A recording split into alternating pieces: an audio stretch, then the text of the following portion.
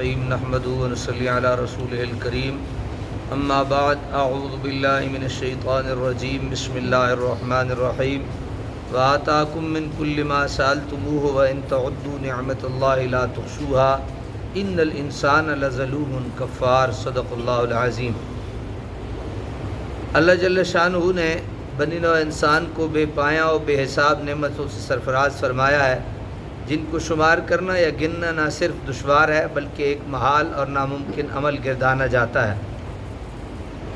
جیسا کہ اللہ رب العزت نے ارشاد فرمایا وَآتَاكُم مِّن كُلِّ مَا سَأَلْتُمُوهُ وَإِن تَعُدُّوا نِعْمَتَ اللَّهِ لَا تُحْصُوهَا إِنَّ الْإِنسَانَ لَظَلُومٌ كَفَّارٌ۔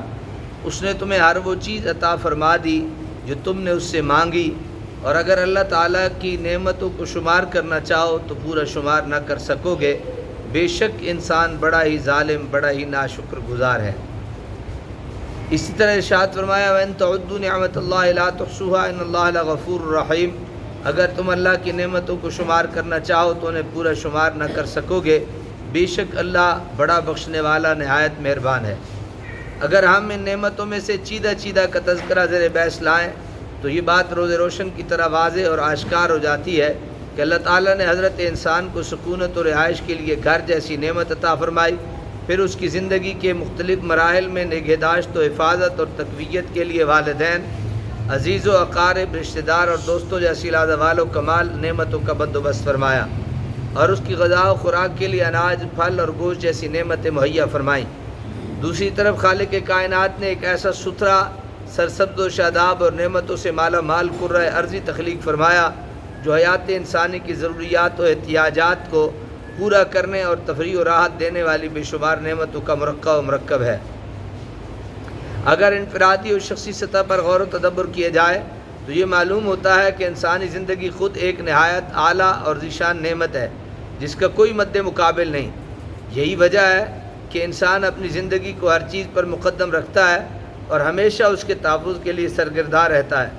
خالق کائنات نے حیات انسان کے تقاضوں کے مطابق اس کے حسی و مادی ذوق، نظریات و فکری احساسوں کو جلا بخشنے کی خاطر چمن دنیا کو بے شمار خوبصورتیوں، رعنائیوں، ندرتوں اور دلکش اشیاء و محسوسات سے سجا رکھا ہے۔ اگر ہم حضور صلی اللہ علیہ وسلم کے حوالے سے بات کریں تو یہ کہنا خلاف حقیقت نہیں ہوگا کہ ذات مصطفیٰ صلی اللہ علیہ وسلم نعمت عظمیٰ ہے، بلکہ کائنات میں جملہ موجودات کی صورت میں ملنے والی سب نعمتوں کی اصل وجہ اور سبب ہے۔ آپ وجہ تخلیق کائنات ہیں۔ نہ صرف حضور صلی اللہ علیہ وسلم جمیع انسانیت کو مختلف حوالوں سے فیضیاب فرما رہے ہیں، بلکہ آپ صلی اللہ علیہ وسلم اپنی پاک صاف سیرت اور صفت کے فیوز و برکات سے اپنی امت کے فکری اور نظریاتی اور عملی بنیادوں کو پائیدار مضبوط رکھنے کا اعلیٰ انداز سے سامان مہیا فرما رہے ہیں۔ اللہ رب العزت نے حضور صلی اللہ علیہ وسلم کو نعمت عظمیٰ قرار دیا، جس کے بارے میں ارشاد فرمایا لقد من اللہ علی المؤمنین اذ بعث فیہم رسولا من انفسہم یتلو علیہم آیاتہ ویزکیہم ویعلمہم الکتاب والحکمہ وان کانوا من قبل لفی ضلال مبین، کہ بے شک اللہ تعالیٰ نے مسلمانوں پر بڑا احسان فرمایا، انہی میں سے عظمت والا رسول بھیجا جو ان پر اس کی آیتیں پڑھتا اور انہیں پاک کرتا ہے اور انہیں کتاب و حکمت کی تعلیم دیتا ہے، اگرچہ وہ لوگ اس سے پہلے کھلی گمراہی میں تھے۔ قرآن کریم میں اللہ رب العزت نے بے شمار نعمتوں کا ذکر کیا، مگر کسی نعمت پر احسان نہیں جتلایا۔ احسان اسی نعمت پر جتلایا جاتا ہے جو نعمت عظمیٰ ہو۔ چنانچہ مذکورہ بالا آیت مبارکہ میں اللہ رب العزت نے لقد من اللہ فرما کر ذات مصطفیٰ کو جمیع انسانیت، جملہ موجودات و حیاتیات، عوالم اور کائنات کے لیے نعمت عظمیٰ قرار دیا ہے۔ مذکورہ بالا شاید دلیل سے یہ بات واضح ہو چکی ہے کہ ہمارے پیارے نبی بلا شک و شبہ کائنات ہست-و-بود کے لیے نعمت عظمیٰ ہیں۔ ہم خوش نصیب ہیں جن کو اللہ رب العزت نے آپ کی امت میں پیدا فرمایا اور آپ کی محبت عطا فرمائی۔ اللہ رب العزت نے اصول نعمت کے بعد تحدیث نعمت کے طور پر چرچا کرنے کا حکم دیا۔ ارشاد فرمایا وَأَمَّا بِنِعْمَةِ رَبِّكَ فَحَدِّثْ، اپنے رب کی نعمتوں کا خوب تذکرہ کریں۔ اس آیت میں یہ امر بتایا گیا کہ جب تمہیں کوئی نعمت ملے تو اس کا چرچا کرو، لوگوں میں تحدیث نعمت کے طور پر اظہار مسرت کرو۔ مصطفیٰ صلی اللہ علیہ وسلم کائنات کے لیے نعمت عظمیٰ ہے۔ جشن میلاد منانا نہ صرف تحدیث نعمت کے حکم کو بجا لانا ہے، بلکہ اس عمل کے ذریعے اللہ رب العزت کی بارگاہ سے مزید نوازشات اور خیرات کا سبب بھی ہے۔ جب اللہ تعالیٰ کی عطا کردہ چھوٹی چھوٹی نعمتوں پر شکر بجا لایا جاتا ہے تو ایک طرف تقاضا عبودیت و بندگی پورا ہوتا ہے، دوسرا اس شکر کی وجہ سے اللہ رب العزت مزید خیر و برکت میں اضافہ فرماتا ہے، جیسے کہ قرآن کریم میں اس حکمت کو یوں بیان فرمایا، لئن شکرتم لازیدنکم، اگر تم شکر کرو گے تو میں تم پر نعمتوں میں ضرور اضافہ کروں گا۔ اس آیت کریمہ میں نعمتوں پر شکر بجا لانا مزید نعمتوں کا حصول کا پیش خیمہ قرار دیا گیا، یعنی جشن میلاد منانا مزید نعمتوں کے حصول کا پیش خیمہ ہے۔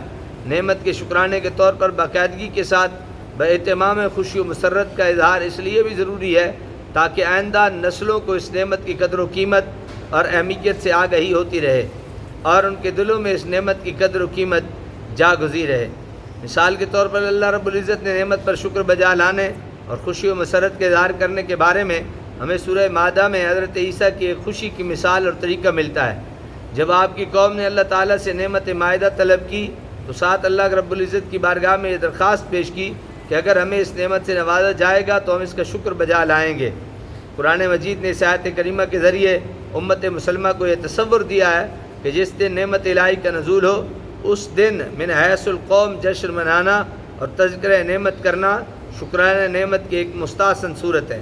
اسی طرح حدیث میں یوم عاشوراء کے حوالے سے ذکر ہے کہ اس دن کو یہودی بطور عید مناتے اور وہ دن جب حضرت موسیٰ علیہ السلام کی قوم کو بنی اسرائیل کے جبر و استبداد سے نجات ملی۔ اسی طرح یہ دن ان کے لیے یوم فتح اور آزادی کا دن ہے جس میں وہ بطور شکرانہ روزہ رکھتے اور خوشی مناتے تھے۔ حضرت عبداللہ ابن عباس رضی اللہ تعالیٰ عنہ کہتے ہیں کہ جب نبی کریم صلی اللہ علیہ وسلم مدینہ تشریف لائے تو یہودیوں کو یوم عاشوراء کا روزہ رکھتے ہوئے پایا۔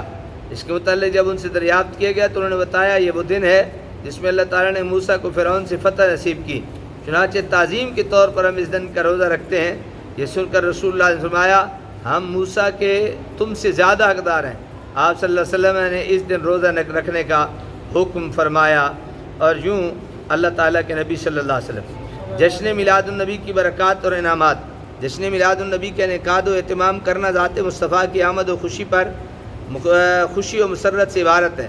نہ صرف یہ حبی تعلق کا اظہار ہے بلکہ یہ عمل شافع اور نفع بخش عمل بھی ہے۔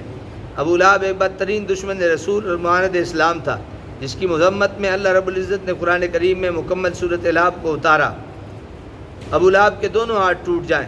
اس صورت میں ابو لہب کو ہمیشہ دوزخ میں رہنے والا قرار دیا اور اس کا مال و دولت جاہ و منصب اور دنیاوی کمائی اسے جہنم سے نہیں بچا سکے گی۔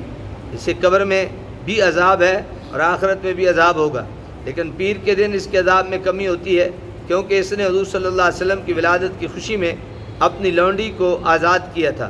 حضور نبی صلی اللہ علیہ وسلم نے خود بھی اپنے یوم ولادت کی تعظیم فرماتے اور اللہ تعالیٰ کی اس نعمت کبریٰ پر اللہ کا شکر ادا کرتے اور آپ کے وجود مسعود سے جملہ موجودات کو فضیلت بخشی اور آپ کی ساتھ میلاد پر کل موجودات نے خوشیاں اور مسرت منائیں۔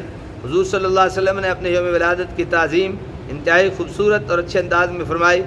آپ اپنے مولد کی اتنی تعظیم فرماتے کہ ہر پیر کے دن روزہ رکھتے۔ آپ کی تعظیم کا یہ عالم تھا کہ آپ ہر ہفتے میں ایک دفعہ اس نعمت خداوندی پر شکر بجا لاتے۔ امام مسلم نے اپنے صحیح میں نقل کیا ہے کہ حضرت ابو قتادہ سے مروی ہے کہ حضور صلی اللہ علیہ وسلم پیر کے دن روزہ کے بارے میں پوچھا گیا تو آپ صلی اللہ علیہ وسلم فرمایا میں اسی دن پیدا ہوا، اسی دن نبی ہوا ہوں، یا فرمایا اسی دن مجھ پر وحی اتری ہے۔ اللہ تبارک و تعالی ہمیں رسول اللہ صلی اللہ علیہ وسلم کے ولادت باسعادت کو خوشی اور مسرت سے منانے کی توفیق عطا فرمائے۔